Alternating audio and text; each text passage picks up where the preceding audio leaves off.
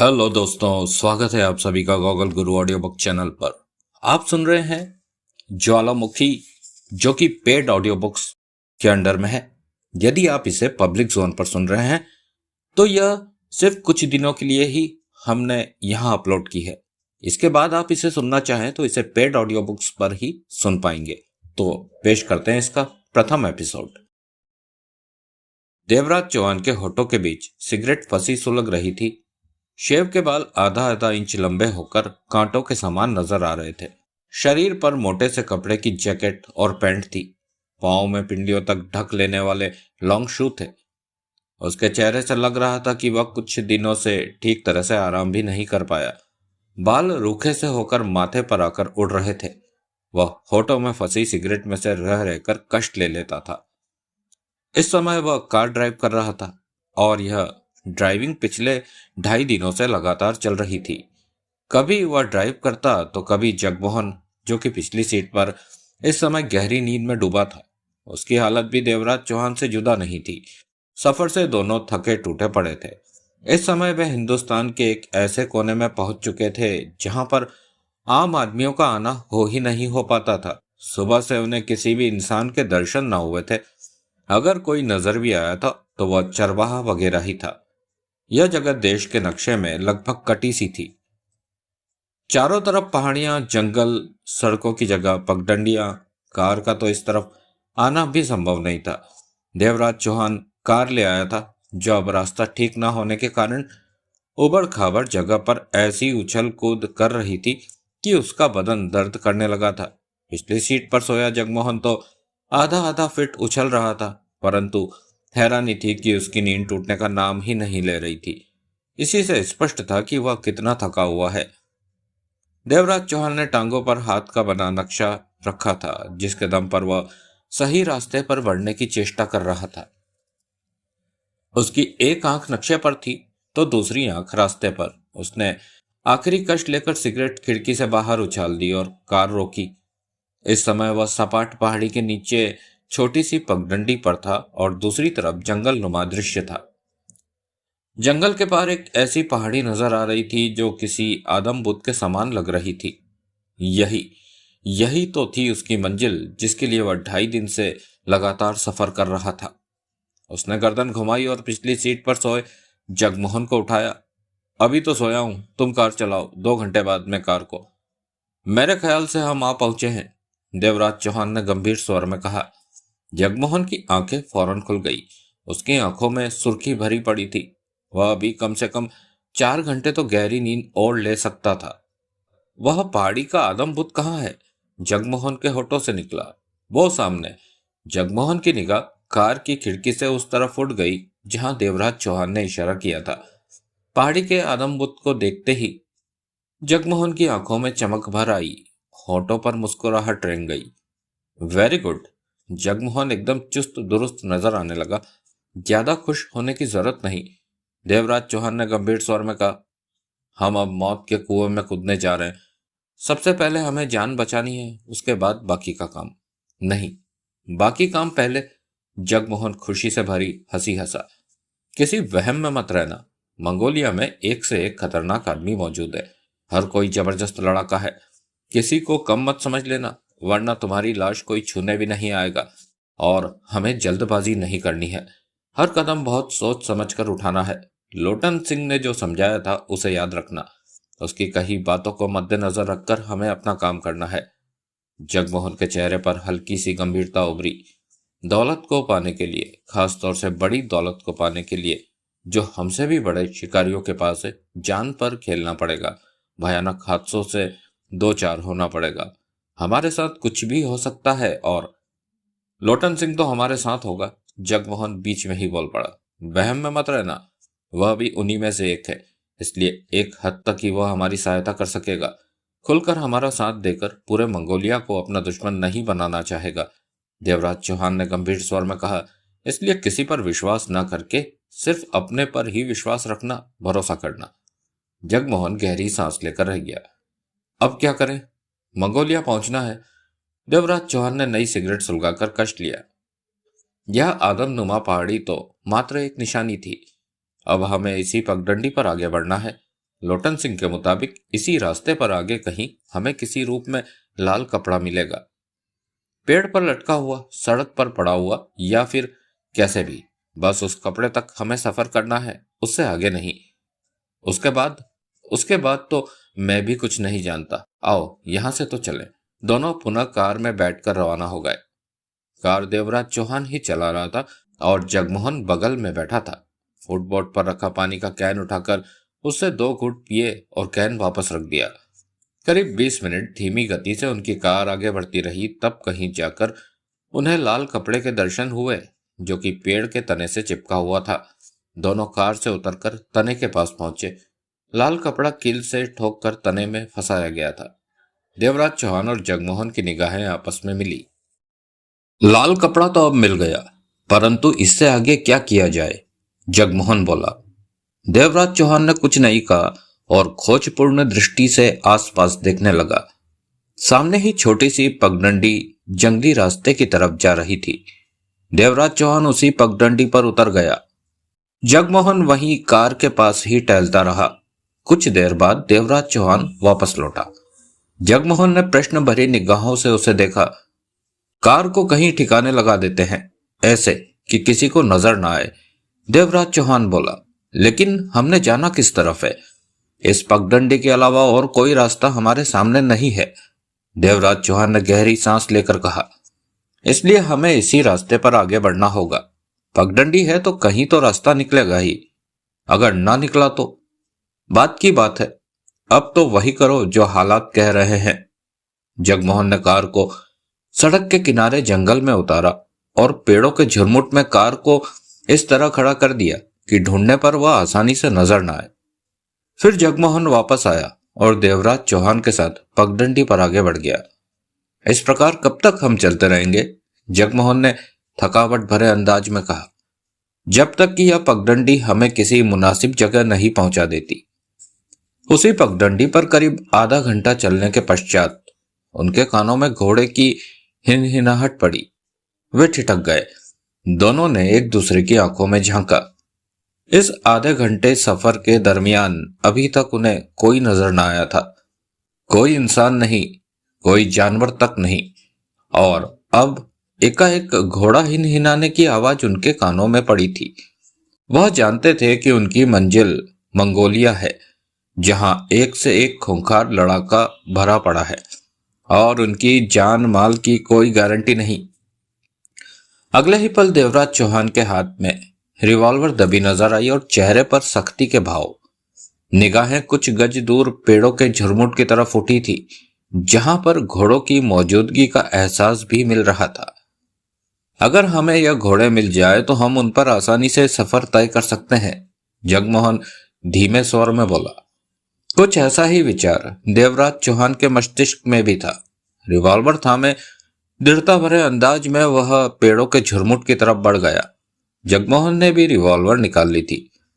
पेड़ों के झुरमुट में पहुंचते ही देवराज चौहान को ठिठक जाना पड़ा। सामने 2 घोड़े तैयार खड़े थे।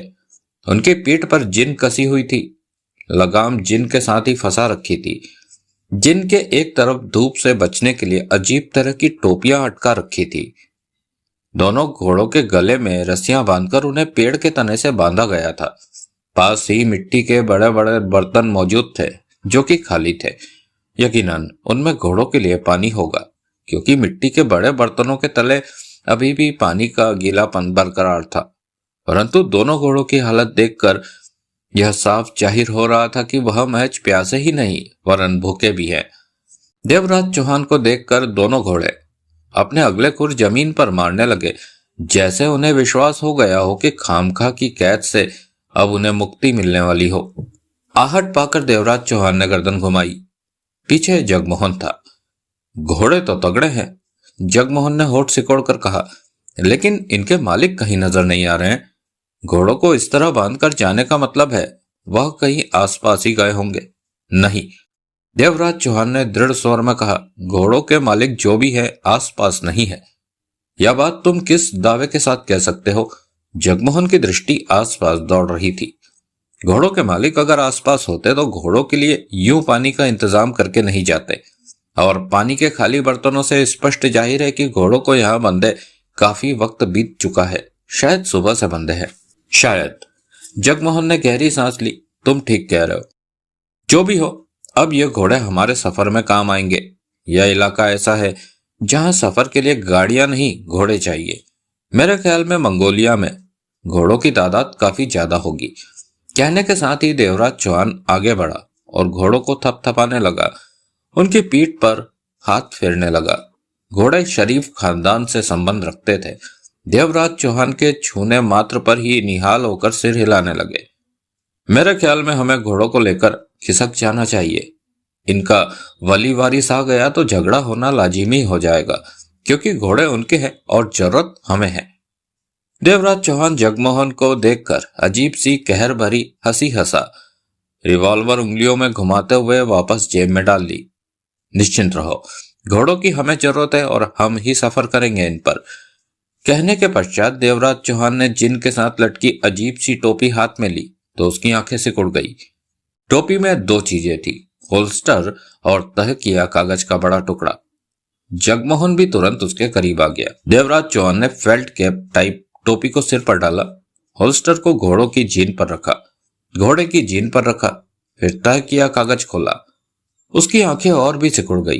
कागज उसी के लिए था और सबसे ऊपर उसका नाम लिखा था। देवराज चौहान, तुमने 21 तारीख को यहां पहुंचने को कहा था और आज 21 है। तुम्हारी सेवा के लिए साजो सामान के साथ ये घोड़े हाजिर हैं। जगमोहन भी तुम्हारे साथ होगा। मुझे यकीन है कि तुम इसी पगडंडी पर चलते हुए घोड़ों तक अवश्य पहुंच जाओगे। तुम जगमोहन के साथ इन घोड़ों पर बैठ जाओ। ये घोड़े तुम दोनों को खुद ब खुद ही मंगोलिया तक पहुंचा देंगे। किसी से भी रास्ता पूछने की जरूरत नहीं। अपना नाम इसलिए नहीं लिख रहा कि कहीं तुमसे पहले ही यहां मंगोलिया का कोई आदमी पहुंचकर इस पत्र के नीचे लिखा मेरा नाम ना पढ़ ले। उम्मीद है शीघ्र ही मुलाकात होगी। जगमोहन ने भी गर्दन आगे बढ़ाकर पूरा पत्र पढ़ डाला था।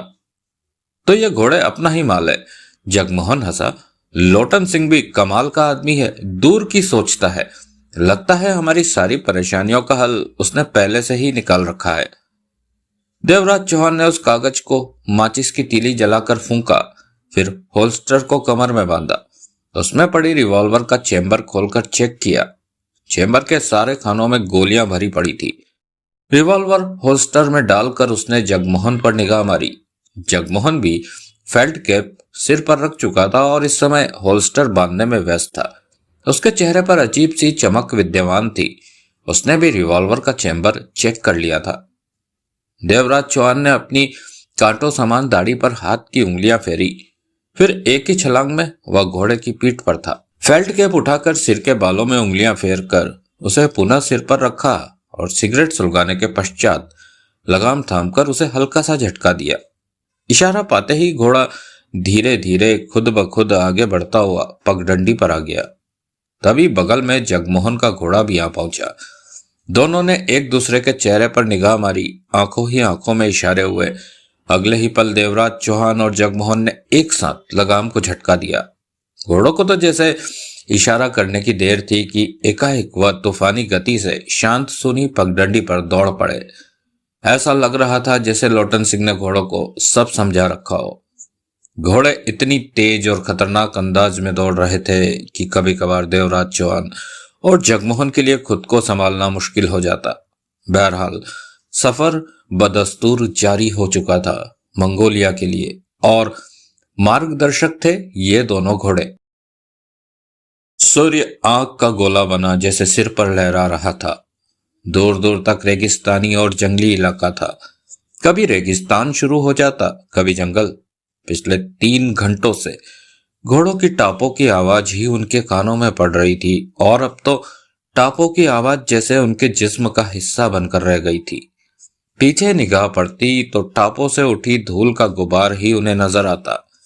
सिर पर पड़ी फेल्ट कैपों से उन्हें बहुत राहत मिल रही थी, नहीं तो अब तक धूप ने उनके सिर पर सुइयां चुभो चुभो कर उनकी जान निकाल लेनी थी। इन 3 घंटों के दरमियान धूल से उनके कपड़े अट गए थे। अभी तक रास्ते में उन्हें कोई ऐसा ना मिला था जिसे इंसान कह पाते। चंद जानवर अवश्य दिखाई दिए थे। अजीब रास्ता, अजीब जगह थी। मंगोलिया नाम की जगह भी अब उन्हें बेहद हैरत अंगेज लग रही थी, जो कि आम जनजीवन से सैकड़ों मील दूर जाने किस वीराने में थी। इस समय तो उन्हें ऐसा लग रहा था जैसे वे तपते रेगिस्तान में भटक रहे हो। अगर लोटन सिंह के पत्र में यह ना लिखा होता कि ये घोड़े उन्हें खुद ब खुद मंगोलिया पहुंचा देंगे, तो वे अवश्य संशय में पड़ जाते कि कहीं मंगोलिया है भी कि नहीं। इस पर भी उन्हें यदा कदा शक होने लगता कि घोड़े उन्हें सही दिशा में ले जा रहे हैं या नहीं, क्योंकि 3 घंटों से वे उसी तूफानी रफ्तार से दौड़े जा रहे थे। कहीं भी घोड़ों ने रुकने या सुस्ताने का नाम नहीं लिया था, जबकि उनका खुला मुंह और लटकती जेब भूख प्यास की तरफ इशारा कर रही थी। देवराज चौहान और जगमोहन के चेहरे धूप गर्मी से तपकर तांबे जैसे हो रहे थे। प्यास के कारण उनका गला भी सूख कर काटा हो रहा था, परंतु पानी का दूर दूर तक इंतजाम नहीं था। ना तो घोड़ों के साथ किसी सूरत में पानी लटका था और वह भी लाना भूल गए थे, वरना कार में पानी का भरा हुआ कैन तो मौजूद था ही। मंगोलिया कहाँ है? एकाएक जगमोहन चीखा। मालूम नहीं, देवराज चौहान ने ऊंचे स्वर में कहा। दोनों घोड़े तूफानी गति से दौड़े जा रहे थे। कहीं है भी या नहीं? जगमोहन के स्वर में खींच का भाव था। इस बात का जवाब तो अब ये घोड़े ही दे सकते हैं। देवराज चौहान के तप रहे चेहरे पर मुस्कुराहट उभरी। जगमोहन होठ बीच कर रह गया। इन बातों का कोई फायदा ना था। दूर तक उसकी निगाहें घूमती जा रही थी। यह सारा रेगिस्तानी इलाका था। हर तरफ धूल, मिट्टी और मिट्टी के बड़े बड़े टीले ही नजर आ रहे थे।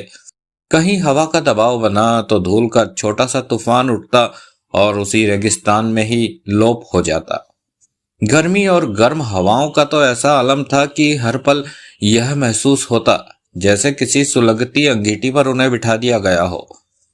चौथा घंटा बीतने पर उन्हें जो दिखाई दिया वह चैन की सांस लेने के लिए काफी था। कुछ दूर, करीब मील भर दूर, उन्हें एक मकान सा दिखाई दिया। कुछ पक्का, कुछ घास फूस डालकर बनाया गया और उसके गिर्द चंद पेड़ भी नजर आए। देवराज चौहान और जगमोहन की निगाहें मिली। होठों पर मुस्कान उभरी। घोड़े तूफानी गति से दौड़ते रहे और 10 मिनट बाद उस मकान के करीब जा पहुंचे। उन्होंने घोड़ों की लगामें खींची। घोड़ों ने इशारा समझा और उनका रुख उस तरफ हो गया। थकावट से चूर घोड़े भी अब कुछ देर सुस्ता लेना चाहते थे। उस मकान के बाहर पेड़ की छाया के नीचे जाकर घोड़े रुके तो देवराज चौहान और जगमोहन नीचे उतरे। जमीन पर पांव रखना उन्हें बहुत भला लगा। 4 घंटों से घोड़ों पर बैठे बैठे जैसे वे चलना ही भूल गए थे। अपने जिस्मों को 2-4 झटके देकर उन्हें चलने के काबिल बनाया। यहाँ पर कौन रहता होगा? जगमोहन के स्वर में असमंजस के भाव थे। यही तो मैं सोच रहा हूं। देवराज चौहान ने मकान पर निगाहें मारते हुए कहा। मकान क्या, वह यूं ही था। एक कमरा पहाड़ी पत्थरों से जाने कैसे वहां बनाया हुआ था। 4 दीवारी तारों की बाड़ लगाकर बनाई गई थी। उसी एक कमरे के साथ घास फूस का एक कमरा बनाया हुआ था और इस समय उस जगह की हर वस्तु धूप से तप रही थी। मेरा मतलब है, इस वीराने में रहने की तुक क्या है? जगमोहन के स्वर में हैरानी थी। यह तो रहने वाला ही जाने। आओ भीतर चलते हैं, देवराज चौहान ने कहा और घोड़ों की लगाम को पेड़ के साथ बांधकर वे आगे बढ़ गए। तारों की बाड़ के बीच लकड़ी का छोटा सा दरवाजा था, जिसे एक तरफ सरकाकर उन्होंने भीतर प्रवेश किया और पक्के कमरे की तरफ बढ़े। दरवाजा खुला ही था। दोनों भीतर प्रवेश कर गए। यह काफी बड़ा हॉल कमरा था। फर्नीचर के नाम पर सिर्फ एक चारपाई और चंद कुर्सियां मौजूद थी और एक तरफ करीने से रखा गया सामान, जो कि चंद संदूकों और लकड़ी की बड़ी पेटी के रूप में था।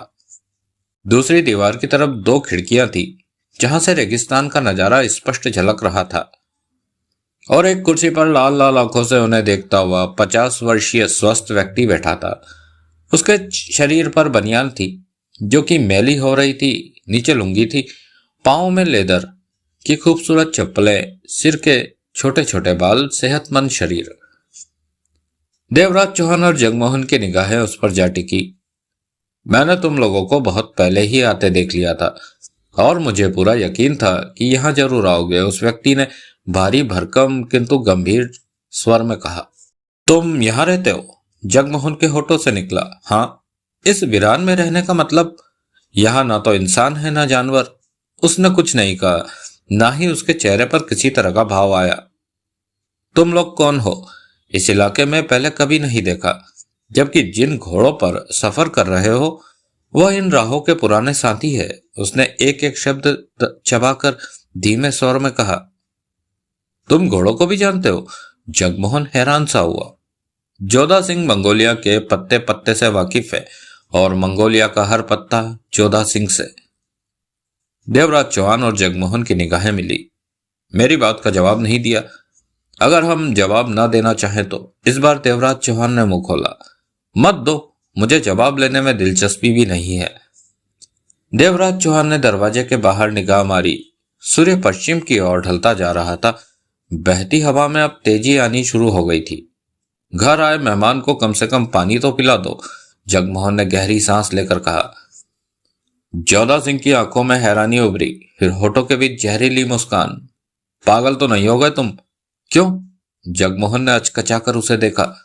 देखते नहीं यह जगह कैसी है? यहाँ पानी का क्या काम? उसने कड़वे लहजे में कहा।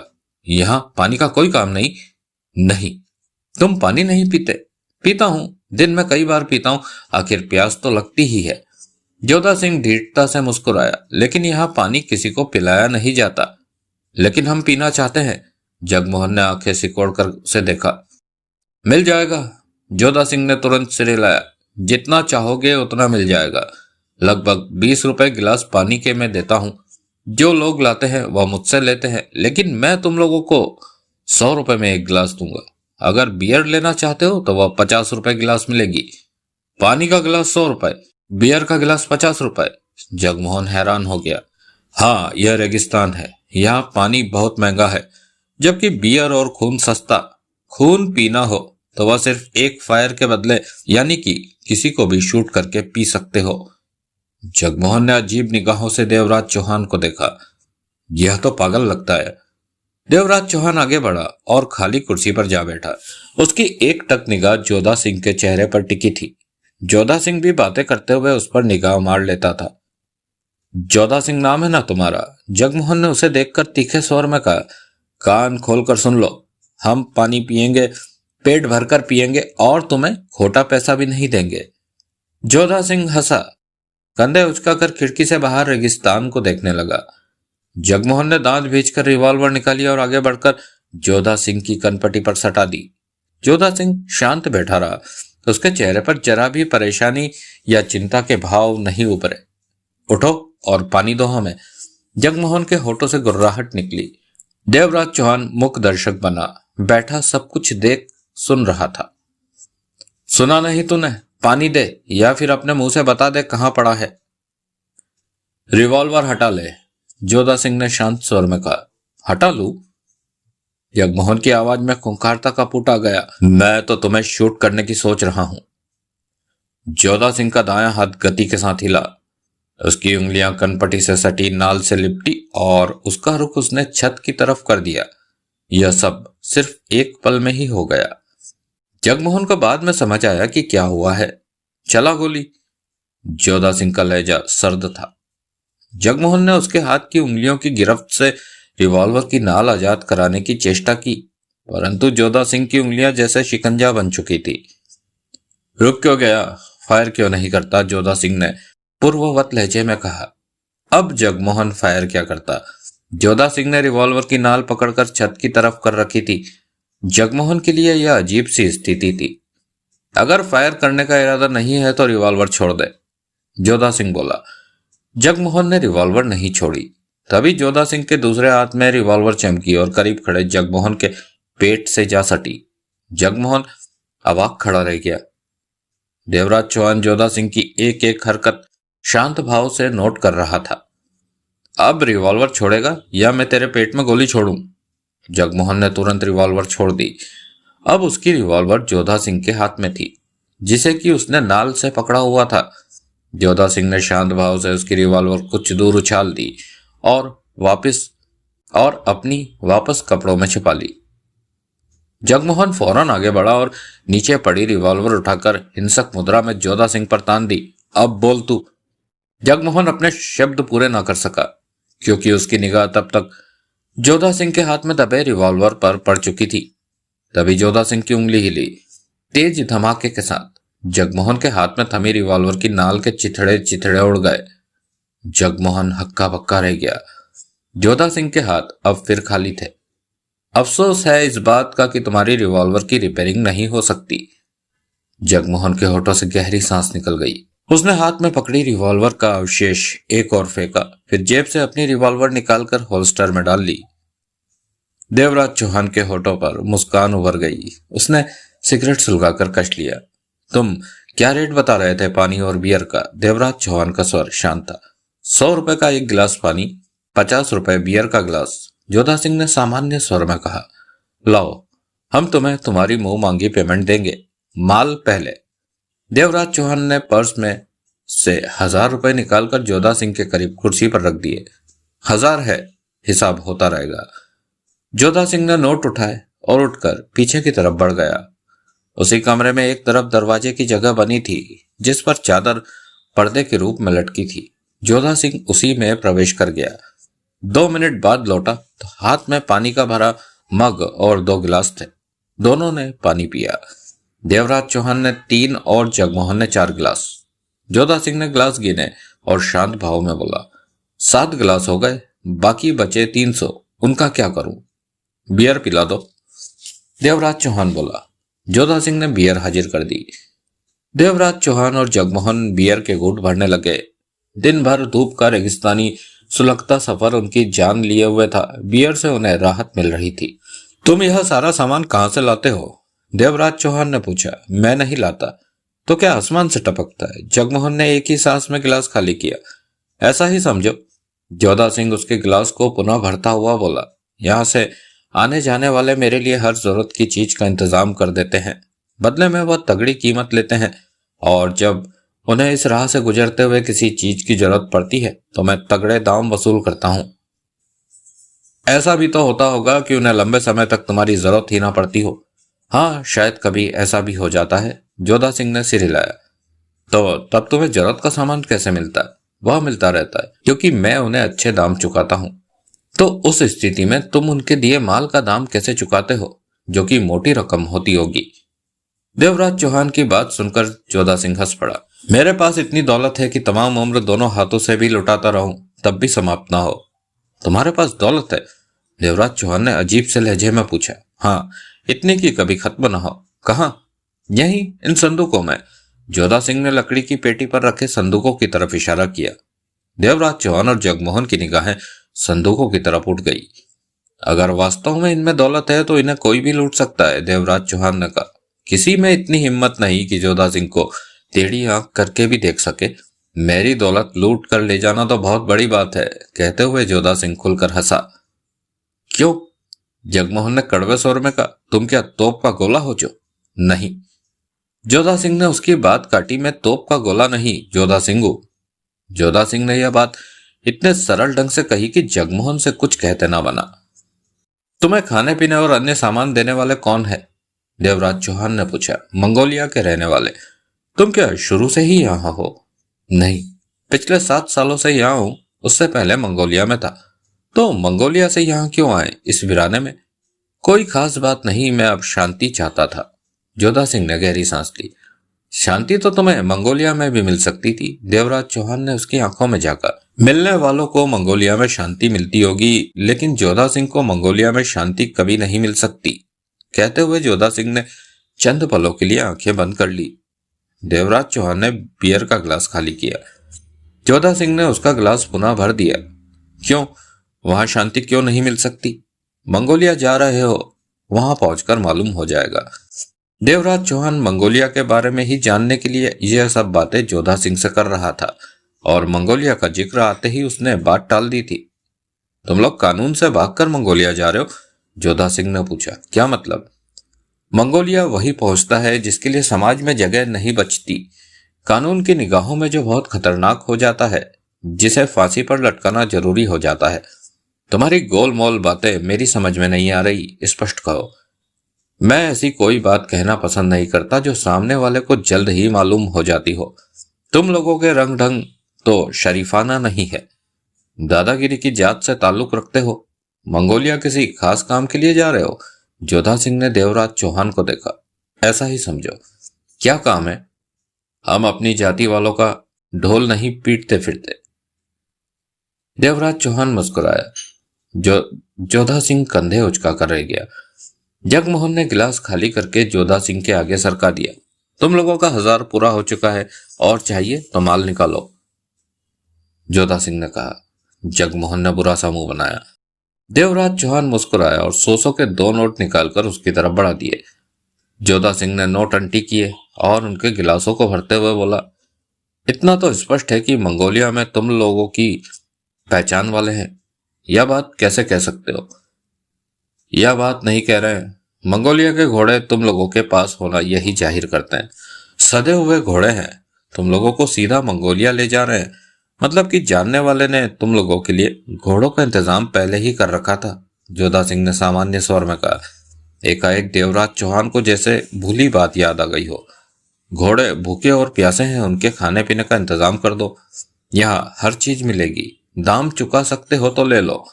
घोड़ों के लिए पानी की बाल्टी 500 रुपए की है और प्रति घोड़ा उसका खाना 300 रुपए, यानी कि दोनों घोड़ों के लिए 1600। भगवान का इतना शुक्र है कि यहाँ सांस लेने या बैठने के पैसे नहीं लिए जाते। जगमोहन क्या उठा। देवराज चौहान ने 1600 रुपए उसके हवाले किए। जोधा सिंह उठा और घोड़ों के लिए खाने पीने का इंतजाम करने चला गया। देवराज चौहान ने बाहर निगाह मारी।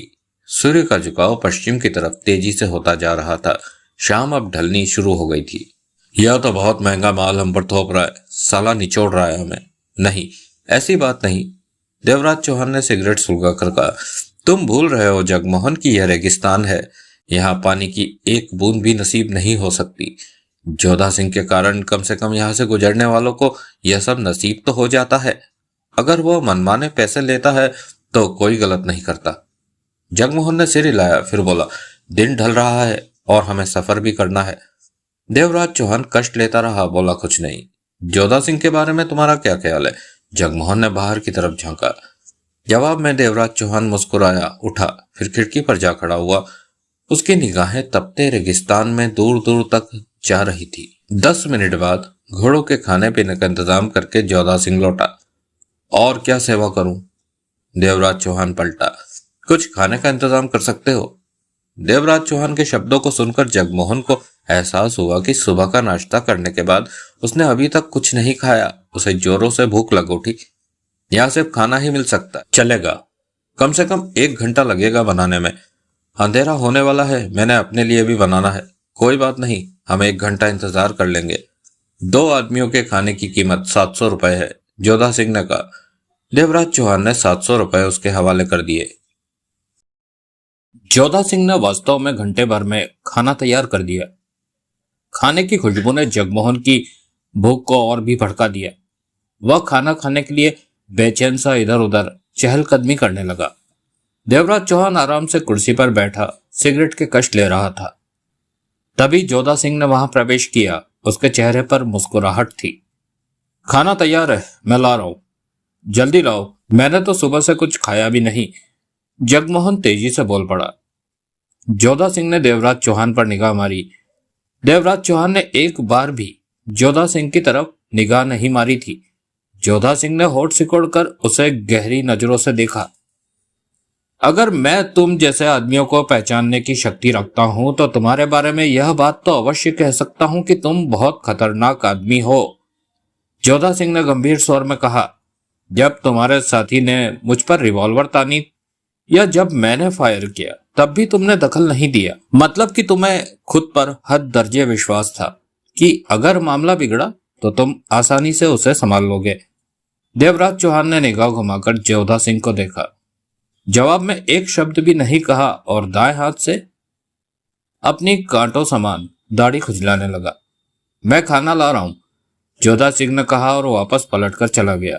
साला खाना ला नहीं रहा और बेकार की बातें किए जा रहा है, जगमोहन बड़बड़ाया। जोधा सिंह खाना लाया और पुरानी सी टेबल पर रख दिया। खाने के नाम पर भारी भारी चपातियां, साथ में आलू की सब्जी और अचार वगैरह था। जोधा सिंह से ऐसे ही खाने की उम्मीद की जा सकती थी और इस रेगिस्तान में यह सब अमृत से कम नहीं था। देवराज चौहान और जगमोहन ने कुर्सियां टेबल के समीप खींच ली। खाने के साथ पानी के पैसे तो नहीं लोगे? जगमोहन ने जोधा सिंह को देखा। मैंने तुम लोगों से खाने के पैसे लिए हैं, पानी के नहीं, जोधा सिंह ने स्पष्ट कहा। मतलब कि खाने के बाद पानी के पैसे भी देने पड़ेंगे? हाँ, अगर पानी पिया तो। नहीं पियोगे तो कोई पैसे नहीं लिए जाएंगे। कहने के साथ ही जोधा सिंह कुछ दूर पड़ी कुर्सी के पास पहुंचा कि उसे उठाते उठाते ठिठक गया। उसकी आंखें सिकुड़ गई। 2 पल वैसे ही स्थिर खड़ा रहा, फिर कुर्सी छोड़कर दरवाजे की तरफ बढ़ा। देवराज चौहान और जगमोहन की आंखें मिली। उन्होंने अभी तक खाना शुरू नहीं किया था। वे जोधा सिंह के भी आ जाने का इंतजार कर रहे थे, परंतु खाने की टेबल की तरफ आते आते जोधा सिंह का एकाएक दरवाजे की तरफ बढ़ जाना उन्हें समझ नहीं आया था। उनकी निगाहें भी बाहर की तरफ उड़ गई। दरवाजे के बाहर हर तरफ अंधेरा ही अंधेरा नजर आ रहा था। रात की शुरुआत हो चुकी थी। जगमोहन की निगाहें बार बार खाने की तरफ उठ रही थी। जोधा सिंह दरवाजे से बाहर निकल चुका था और करीब 1 मिनट बाद वह पुनः वहां प्रकट हुआ। उसके चेहरे पर व्याकुलता रूपी गंभीरता छाई हुई थी। आओ भाई, जगमोहन बोला, क्यों देर लगा रहे हो? भूख जोरों की लग रही है। जोधा सिंह समीप आया और बेहद शांत स्वर में बोला, अजगर खान आ रहा है। अजगर खान? जगमोहन के होठों से निकला। हाँ, मंगोलिया के चंद बेहद खतरनाक लोगों में से एक, बहुत डेंजर आदमी है। जोधा सिंह एक एक शब्द तोल कर कह रहा था। कोई भी इसके मुंह लगना ठीक नहीं समझता। यह बातें मैं तुम लोगों से इसलिए कह रहा हूं कि किसी बात से उससे भिड़ मत लेना। वह मुंह से कम और रिवॉल्वर से ज्यादा बात करता है। इस वक्त रात के अंधेरे में तुम्हें कैसे मालूम हुआ कि कोई आ रहा है, जबकि किसी घोड़े की टापों की आवाजें भी नहीं आ रही? देवराज चौहान बोला, और तुमने तो दावे के साथ कह दिया कि आने वाला अजगर खान है। यह रेगिस्तान ही सही, परंतु बरसों से यहाँ रहते रहते मुझे जैसे आने वाले घोड़ों का आभास हो जाता है। घोड़ों की टापें मेरे कानों में सरसराहट पैदा कर देती है, जोधा सिंह ने कहा। फिर सिगरेट सुलगाकर कहा, कल दिन में अजगर खान गया था, यहां से होकर गया था। मैंने उससे कुछ सामान मंगवाया था और आज उसे वापस लौटना भी था। आने वाला अकेला सवार है, चांद की रोशनी में नजर आ रहा है। जाहिर है वह अजगर खान ही होगा। तभी बाहर हल्की सी आहट आई, फिर घोड़ा हिनहिनाने की आवाज। जोधा सिंह आगे बढ़कर कुर्सी पर जा बैठा। वहां क्यों बैठ रहे हो? जगमोहन ने खींच कर कहा, अगर तुमने नहीं आना तो मत आओ। हम खाना शुरू कर रहे हैं, फिर मत कहना कि हमने तुम्हारा भी खाना। बाहर आहट गूंजी। जगमोहन के शब्द मुंह में ही रह गए। सबकी निगाहें दरवाजे की तरफ घूम गई। चलने की आवाज निरंतर करीब आती जा रही थी। चंद पलों के बाद दरवाजे पर 6 फुटा अजगर खान खड़ा नजर आया। उसके मोटे मोटे काले कपड़े धूल में अटे पड़े थे। जूतों पर इतनी रेत लिपटी हुई थी कि उनका रंग मालूम हो पाना असंभव सा लग रहा था। कुछ ऐसा ही हाल सिर पर मौजूद फेल्ट कैप का था। कमर पर होल्स्टर टंगा था। उसका चेहरा बता रहा था कि रेगिस्तानी धूप में तपकर वह स्याह लाल हुआ पड़ा था।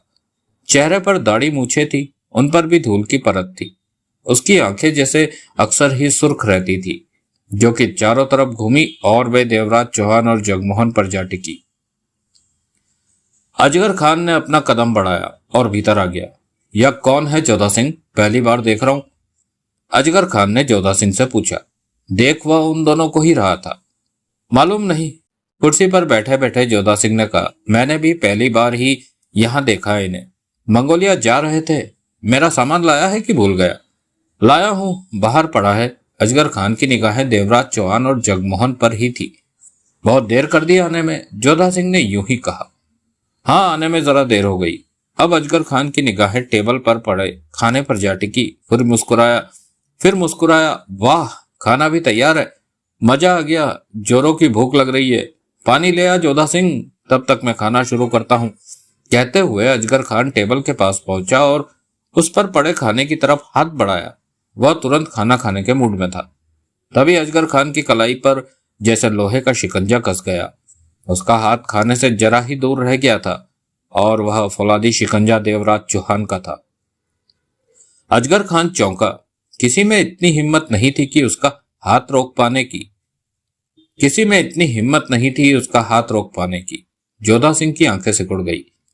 जगमोहन आराम से बैठा अजगर खान का चेहरा निहार रहा था। अजगर खान का काला चेहरा क्रोध से धधक उठा। लाल सुर्ख आंखें देवराज चौहान पर जा टिकी। देवराज चौहान की सर्द आंखें उसकी आंखों में ही झांक रही थी। तूने मेरा हाथ क्यों पकड़ा? अजगर खान के होठों से जहरीली फुंकार निकली। तू मेरे खाने की तरफ हाथ क्यों बढ़ा रहा है? देवराज चौहान की आवाज में ठंडक थी। यह तेरा नहीं, जोधा सिंह का खाना है। हमने इस खाने की कीमत चुकाई है। जोधा सिंह यह खाना हमें बेच चुका है। तुझे खाना है तो जोधा सिंह से कहकर और बनवा ले, इसे हम खाएंगे। देवराज चौहान की आवाज में भयानकता का पुट था। अजगर खान के चेहरे पर खूंखारता की झलक आ गई। आज तक मेरा हाथ किसी ने नहीं पकड़ा, किसी ने इतनी हिम्मत नहीं की कि मेरे रास्ते में रुकावट डाल सके। किसी ने ऐसा किया तो वह ज्यादा देर जिंदा नहीं रहता। तू नया है, मेरे को नहीं जानता है, इसलिए तुझे पहला और आखिरी मौका दे रहा हूं। छोड़ दे मेरी कलाई। कलाई छोड़ने में मुझे कोई ऐतराज नहीं, देवराज चौहान ने पूर्ववत लहजे में कहा।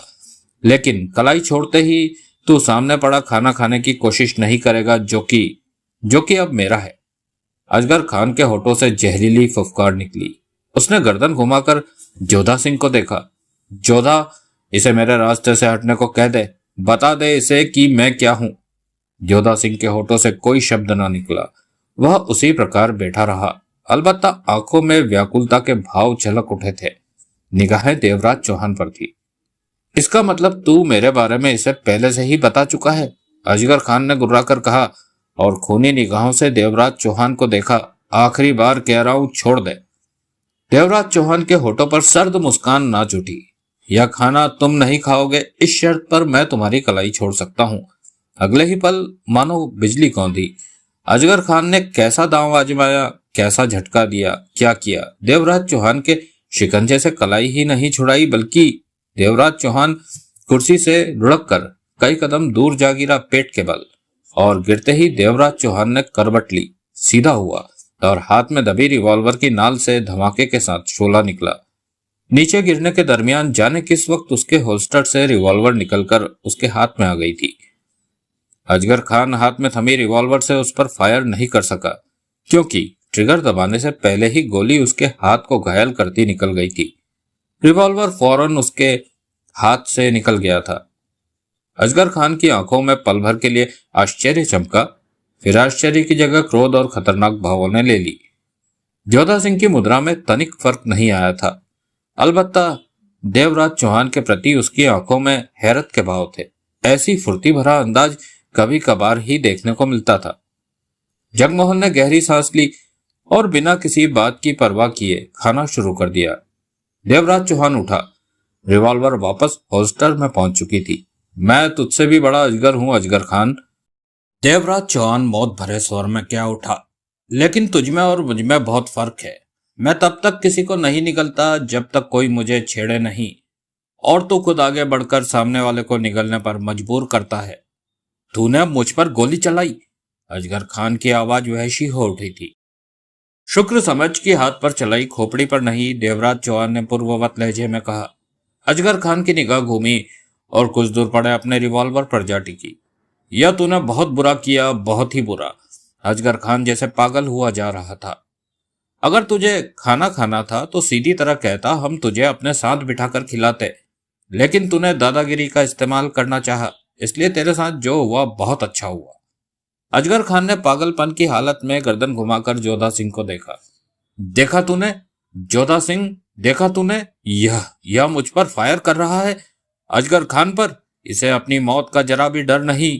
अजगर खान की फुफकार से भी लोग दूर रहते हैं, और यह है कि चोचे लड़ा रहा है। मौत की घंटी बांध ली ना गले में इसने, कर लिया अपने कफन दफन का इंतजाम। जोधा सिंह सिर्फ कंधे उचकाकर रह गया। क्या नाम है तेरा? अजगर खान ने देवराज चौहान की आंखों में झांका। देवराज चौहान। कौन है तू? देवराज चौहान। मैंने तेरा नाम नहीं पूछा, तेरे बारे में पूछा है कि तू है कौन। अजगर खान फुफकारा। मंगोलिया नाम के मुर्गी खाने से बाहर निकला होता तो तुझे देवराज चौहान के नाम का मतलब पूछने की जरूरत नहीं पड़ती। मेरा नाम ही मेरा पूरा परिचय है, देवराज चौहान ने सख्त स्वर में कहा। अजगर खान ने चुनौती भरी निगाहों से देवराज चौहान की आंखों में झांका। मंगोलिया आ रहा है ना तू? हाँ। देवराज चौहान की आंखों में जहरीले भाव नाच उठे। आजा मंगोलिया में, मैं तेरा इंतजार कर रहा हूं, अजगर खान ने पागलपन से भरी मुद्रा में कहा और आगे बढ़कर अपनी रिवॉल्वर उठाकर होल्स्टर में डाली। उसके बाद झुलसती आंखों से उसने देवराज चौहान को देखा, फिर पलटकर दरवाजे से बाहर निकलता चला गया। कई पलों तक वहां गहरा सन्नाटा छाया रहा। इस दरमियान बाहर से घोड़े के दौड़ने की आवाजें उभरी, जो कि धीरे धीरे सुनाई देनी बंद हो गई। जोधा सिंह की आवाज ने वहां छाए सन्नाटे को तोड़ा। यह तुमने ठीक नहीं किया देवराज चौहान। मैं बेवजह की दादागिरी पसंद नहीं करता जोधा सिंह, देवराज चौहान ने कठोर स्वर में कहा। जो भी हो, वह अजगर खान है, अजगर की ही भांति खतरनाक, जहरीला और दिलेर। मंगोलिया में रहकर अजगर खान से बैर लेना खुद को मुसीबत में डालने के बराबर है। वह तो उसी समय अपना हिसाब चुकता करके जाता, परंतु यह जानकर कि तुम मंगोलिया जा रहे हो, उसने मंगोलिया में ही तुम्हारा काम तमाम करने का इरादा बना लिया। तुम उससे किसी भी सूरत में बच नहीं सकोगे। जोधा सिंह, मेरी अगली गोली उसकी खोपड़ी में भी लग सकती है। भगवान जाने किसकी गोली किसकी खोपड़ी में लगती है। जोधा सिंह ने कुर्सी से उठते हुए लापरवाही से कहा। अब तक तो मैंने अजगर खान की गोलियों से ही दूसरों की खोपड़ी उड़ते हुए देखी है। ऐसा इसलिए हुआ कि कभी उसके सामने देवराज चौहान नहीं आ खड़ा हुआ होगा। अब मैं आया हूं तो इसकी गोलियों का रुख भी मोड़ दूंगा। जगमोहन खाना खाकर उठ खड़ा हुआ। आओ, जोधा सिंह पास आकर बोला, खाना तो खा लो। उसके बाद देवराज चौहान ने जोधा सिंह के साथ बैठकर खाना खाया। यहां से मंगोलिया का कितना रास्ता बाकी है? देवराज चौहान ने पूछा। जितना सफर तय करके आए हो लगभग उतना ही और। मतलब कि 4 घंटे का और? हाँ, शायद इतना ही। वैसे घोड़ों की रफ्तार पर भी निर्भर करता है कि वे किस गति से दौड़ते हैं। कहीं कहीं गहरी रेत है, पुराने सवारों को तो वह जगह मालूम है, वह उस हिस्से की बगल से निकलते हैं। नया आदमी अगर उस गहरी रेत में घोड़ा ले जाए तो फंस कर रह जाता है। इसलिए मैं रात के समय सफर करने की राय नहीं दूंगा, और रात यहीं बिताना चाहते हो तो दोनों के 1000 रुपए लगेंगे। जगमोहन कुड़कर बोला, तुम अपने दाम तो पहले बता दो। सारे हालात समझाना मेरा फर्ज है, जोधा सिंह शांत स्वर में बोला। अब पानी वगैरह हो तो पिला दो। जगमोहन ने मुंह बनाया। खाना खाने के बाद जोधा सिंह ने दोनों को पानी पिलाया और गिलासों के मुताबिक उनसे लगे हाथों नोट ले लिए। फिर जोधा सिंह बर्तन समेट कर वहां से चला गया। रात में सफर करने में कोई हर्ज तो नहीं। रात को रेगिस्तान का मौसम अच्छा होता है, आसानी से हम बाकी का सफर तय कर लेंगे। दिन में तो धूप झुलसा कर रख देती है। तुमने सुना नहीं जोधा सिंह ने क्या कहा था? देवराज चौहान ने सिगरेट सुलगाई। रास्ते में गहरी रेत है, घोड़े वहां फंस भी सकते हैं। यहाँ पर अगर घोड़े हमारे हाथ से निकल गए तो बाकी का सफर तय कर पाना कठिन हो जाएगा, इसलिए दिन का सफर ही ठीक रहेगा। धूप बर्दाश्त कर लेंगे। जगमोहन को देवराज चौहान की बात जची। तो रात फिर यहीं बिताई जाए? नहीं, रात हम बाहर रेगिस्तान की ठंडी रेत पर बिताएंगे। खुली हवा में सोने में अच्छा लगेगा। यहाँ पर रात को कोई दूसरा अजगर खान भी टपक सकता है। देवराज चौहान ने कष्ट लेते हुए कहा, कोई फायदा नहीं झगड़ा करने में। हमारा मकसद यह काम करना नहीं। ठीक कहा तुमने, हमारा मकसद तो। तभी जोधा सिंह वहां पहुंचा। जगमोहन खामोश हो गया। अब क्या इरादा है? क्या? जगमोहन ने उसे देखा। रात यहीं बितानी है या सफर करना है? जोधा सिंह ने पूछा। सफर तो हम सुबह ही करेंगे। जगमोहन बोला, लेकिन रात हम तुम्हारे यहाँ नहीं, बाहर रेगिस्तान की ठंडी रेत पर बिताएंगे। उसके तो कोई दाम नहीं है? नहीं है। जोधा सिंह मुस्कुराया। उसके कोई दाम नहीं है। कहने के साथ ही उसने एक तरफ रखी चादरों में से 2 चादरें निकालकर उनकी तरफ बढ़ाई। इन्हें नीचे बिछा लेना। और तुम चादरों का कुछ मांगोगे नहीं? नहीं, यह फ्री है। अब तुम इंसानों जैसी बात कर रहे हो, जगमोहन ने गहरी सांस लेकर कहा। उसके बाद देवराज चौहान और जगमोहन चादरें संभाले बाहर निकल गए। करीब 100 गज आगे खुले में उन्होंने चादर बिछाई और लेट गए। रेत की ठंडक उन्हें राहत पहुंचा रही थी। मध्यम मध्यम सी आहटें देवराज चौहान के जहन से टकराई। उसकी आंखें खुल गई। लेटे ही लेटे चंद्रमा की रोशनी में उसे घोड़े अपने और जगमोहन के आसपास दिखाई दिए। वह 3 थे। एक के सिर पर टोपी मौजूद थी, 2 ने टोपी गलों में लटका रखी थी। देवराज चौहान आंखें खोले उसी प्रकार पड़ा रहा। उसकी स्थिर निगाहें सवारों पर थी। तभी एक ने जेब से टॉर्च निकालकर उसे रोशन किया और उनके चेहरों पर लाइट डाली। देवराज चौहान ने फौरन आंखें बंद कर ली थी। जब टॉर्च बुझी तो उसने पुनः आंखें खोल ली। नए चेहरे हैं, आवाज उसके कानों में पड़ी। पहले इन्हें देखा नहीं कभी। दूसरी आवाज, मंगोलिया जा रहे होंगे। तीसरी आवाज। पल भर की खामोशी के बाद उसके कानों में पुनः आवाज पड़ी, नए शिकारी हैं। मंगोलिया जा रहे हैं तो जाहिर है पास में तगड़ा नावा भी होगा, होगा ना? ओह, दूसरी आवाज पुनः कानों में पड़ी। यह तो मैंने सोचा ही नहीं था। मेरे ख्याल से हमें इनका माल साफ कर देना चाहिए, बढ़िया रहेगा। उठाओ इन्हें। उठाने की क्या जरूरत है? पहले वाले की आवाज में कड़वे भाव थे। बेचारों की नींद खराब होगी, गोली चलाकर इन्हें गहरी नींद में सुलाकर ही हमारा काम निपट जाएगा। कर दे शूट। करना ही ठीक रहेगा, नहीं तो यह हमें भी शूट करने की कोशिश कर सकते हैं। मंगोलिया जा रहे हैं तो शरीफ तो होंगे नहीं, शूट ही कर देते हैं इन्हें। तभी देवराज चौहान ने दो सवारों के हाथों में रिवॉल्वरों की झलक देखी। वह फायर करने को तत्पर थे। फायर हुए, 1 2 3, 3 कान फाड़ देने वाले धमाके। रेगिस्तान में शूटिंग की आवाज दूर दूर तक फैलती चली गई। घोड़ों पर बैठे तीनों सवार उनकी पीठों से गायब हो गए। खाली घोड़े धमाकों का शोर सुनकर जोर से हिनहिनाए और अंधाधुंध वहां से दौड़ते चले गए। जगमोहन चौंक कर नींद से उछल बैठा। 2 पल तो उसकी समझ में माजरा नहीं आया। जब आया तो हैरानी से वह निगाहें घुमाकर अपने बगल में लेटे देवराज चौहान को देखने लगा, जिसके दाएं हाथ में दबी रिवॉल्वर स्पष्ट नजर आ रही थी। फायर तुमने किए? जगमोहन के होठों से निकला। हाँ। क्यों? क्योंकि यह हमें नींद में ही शूट करके लूटना चाहते थे। उनका इरादा तो हमें नींद से उठाने का भी नहीं था, और उन्हें मालूम नहीं था कि मेरी आंखें खुल चुकी है। देवराज चौहान ने कहते हुए रिवॉल्वर होल्स्टर में डाली और उठकर बैठते हुए सिगरेट निकालकर सुलगा ली। कौन थे ये लोग? मंगोलिया के। यहाँ क्या कर रहे थे, कहाँ आ जा रहे थे, मैं नहीं जानता। मतलब कि इस तरह खुले में रहना अपनी मौत को दावत देना है। जगमोहन ने गहरी सांस ली। वह तो यह सोचकर सकपकाया हुआ था कि अगर देवराज चौहान की आंख नहीं खुली होती तो इन तीनों की जगह उनकी लाशें पड़ी होनी थी, और उन्हें एहसास भी नहीं हो सकता था कि वे कब और क्यों मरे। देवराज चौहान ने कोई जवाब ना दिया। उसकी निगाहें तो कुछ दूर जोधा सिंह के मकान पर टिक चुकी थी, जहां दरवाजे के बीचों बीच जोधा सिंह आ खड़ा था। कमरे में जल रही मोटी कैंडल के प्रकाश में देव सा ऊंचा लंबा लग रहा था। जोधा सिंह है। जगमोहन की निगाहें भी उसकी तरफ घूम गई। तभी जोधा सिंह का शरीर हिला और मकान के बाहर निकलकर उनकी तरफ बढ़ने लगा। उसकी चाल धीमी थी। सिगरेट का कष्ट लेते हुए देवराज चौहान खड़ा हो गया। जगमोहन की निगाहें तीनों लाशों पर घूम रही थी। जोधा सिंह शांत अंदाज में वहां पहुंचा और उसकी निगाहें लाशों पर जा ठहरी। आधा मिनट वहां खामोशी का ही आलम रहा। फिर दाएं बाएं निगाहें घुमाते हुए क्या उठा, इन्हें जमीन में दबा दो, ऐसे ही पड़ी रहे तो क्या हर्ज है। देवराज चौहान ने चांद की रोशनी में जोधा सिंह को निहारा। हर्ज है भी और नहीं भी, क्यों दूसरों की निगाह में इन लाशों को लाते हो? मंगोलिया पहुंचने से पहले ही तुम लोगों का नाम वहां पहुंच जाना ठीक बात नहीं होगी। अजगर खान तो पहले ही वहां तुम लोगों का इंतजार कर रहा होगा। इनके साथियों को इनकी मौत का पता चलेगा तो वह भी मंगोलिया के सरहद पर बैठ जाएंगे तुम लोगों के इंतजार के लिए। बात देवराज चौहान और जगमोहन को जची। वहां कच्चे कमरे के भीतर फावड़ा रखा है। जोधा सिंह उन्हें खामोश देखकर बोला। देवराज चौहान ने जगमोहन की ओर देखा। जगमोहन उठा और मकान की तरफ बढ़ गया। यह लोग हमें शूट करके लूट लेना चाहते थे, मालूम है, इसके सिवाय और कुछ हो भी नहीं सकता। मंगोलिया के लोग अक्सर रात का सफर करना पसंद करते हैं, क्योंकि दिन में धूप से परेशानी होती है, सफर में दिक्कत आती है। अभी तो रात बहुत बाकी है।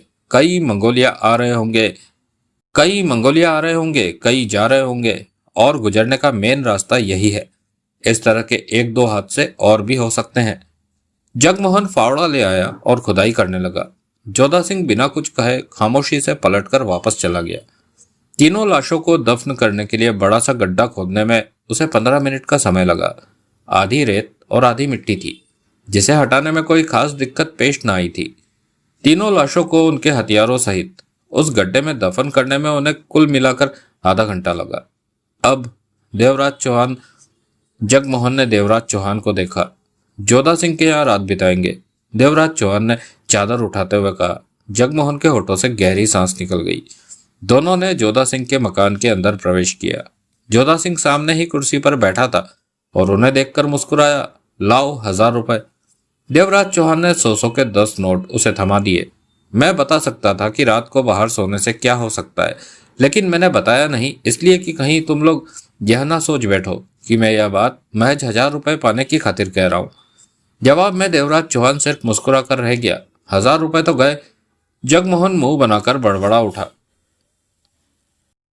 सूरज पूरब से निकल चुका था। किरणों में रेत के कण चांदी की तरह चमक रहे थे। सुबह के 6:30 बजे का समय था ये। ठंडी हवा का एहसास अभी भी बदन को महसूस हो रहा था।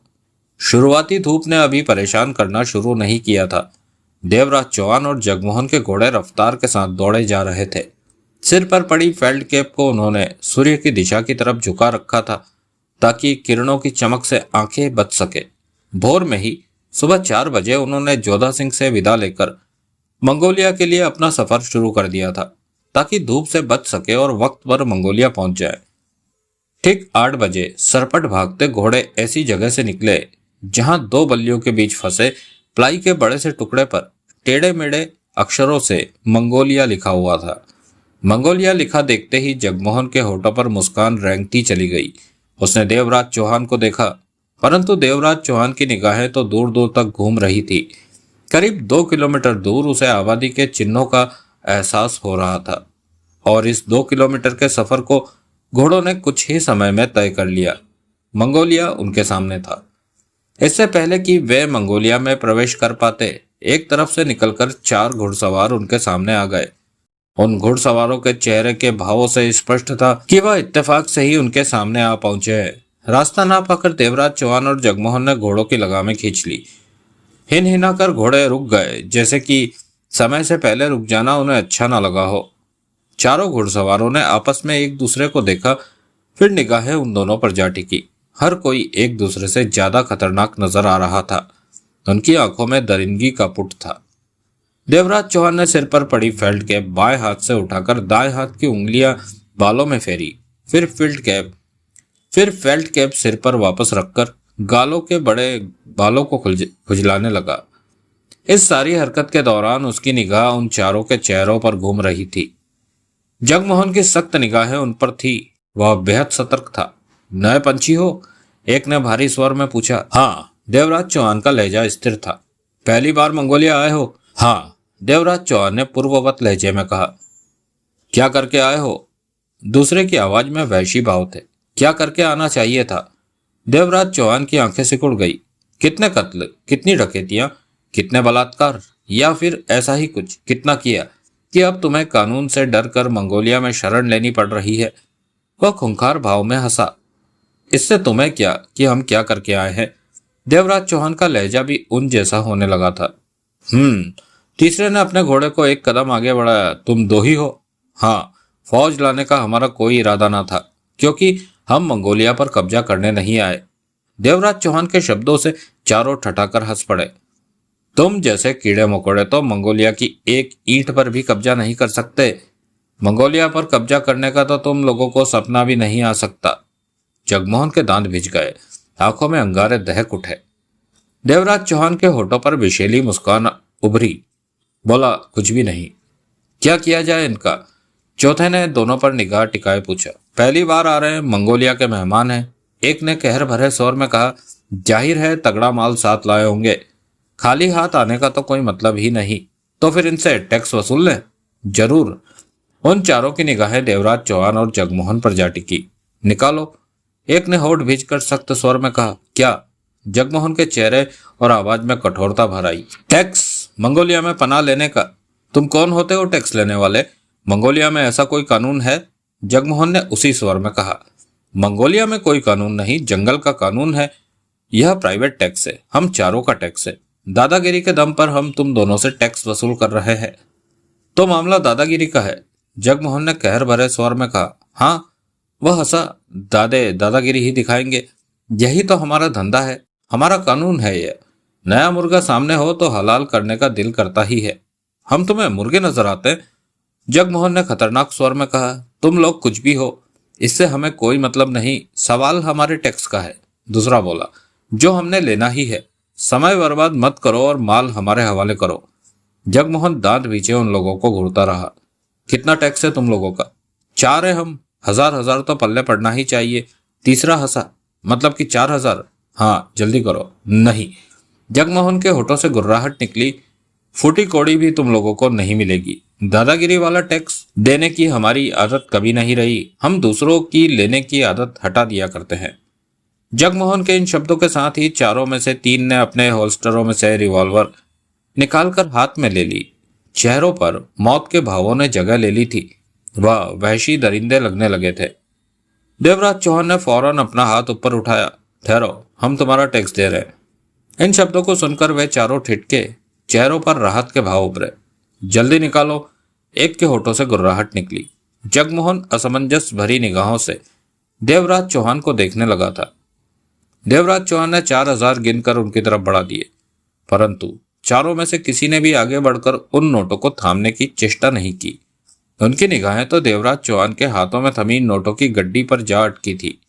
यह लो, पूरे 4,000 है, देवराज चौहान ने कहा।